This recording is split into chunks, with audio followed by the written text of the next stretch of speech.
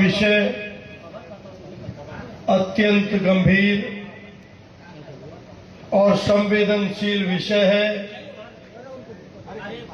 बहुत संवैधानिक दृष्टि से महत्वपूर्ण विषय है।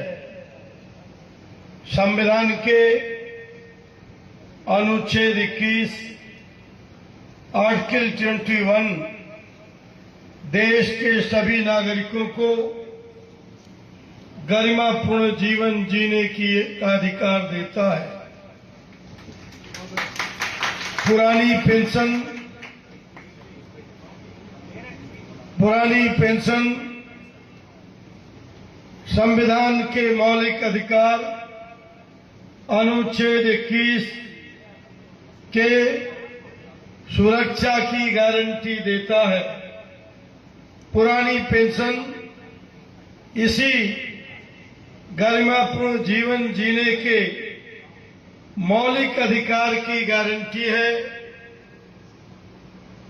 40 साल राष्ट्र की सेवा करने के बाद जब शिक्षक सेवानिवृत्त होगा नई पीढ़ी का, तो खाली हाथ जाएगा,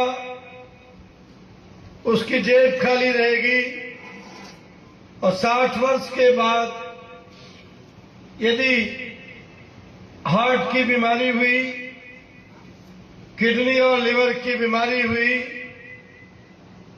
तो शिक्षक हमारा असहाय होगा, लाचार होगा, बेबस और मजबूर होगा।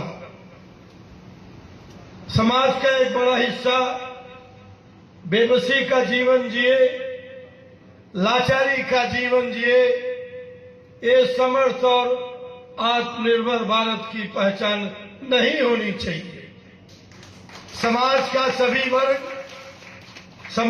सभी वर्ग के लोग स्वयं आत्मनिर्भर हो, व्यवस्था उनके साथ समान व्यवहार करे। संविधान ने जो मौलिक अधिकार दिया है उसकी सुरक्षा प्रत्येक दशा में होनी चाहिए। ये 40 वर्षों की सेवा के बाद शिक्षक रिटायर हुआ तो उसका इलाज कैसे होगा? इसलिए पेंशन कोई भीख नहीं, ये सेवानिवृत्ति का अधिकार है और ये फैसला माननीय सर्वोच्च न्यायालय का है। सरकार से पुरजोर मांग करता हूं कि सरकार माननीय सर्वोच्च न्यायालय के फैसले का समादर करे और पुरानी पेंशन बहाल करे।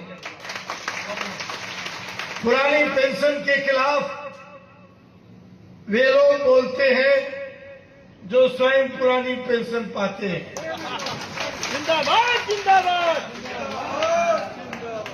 मैं रोज के अखबारों की आर्टिकल पढ़ता हूं, एक भी ऐसा नाम पुरानी पेंशन के खिलाफ नहीं आता लेखकों का जो स्वयं पुरानी पेंशन न लेते हो।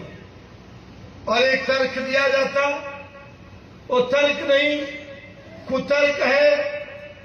तर्क ये दिया जाता कि देश की अर्थव्यवस्था सक्षम नहीं है, पुरानी पेंशन अर्थव्यवस्था पर बोझ बन गई है। मित्रों, पुरानी पेंशन अर्थव्यवस्था पर बोझ नहीं, बड़े औद्योगिक घरानों के लाखों करोड़ रुपए माफ कर देना भारत की अर्थव्यवस्था पर बोझ बना।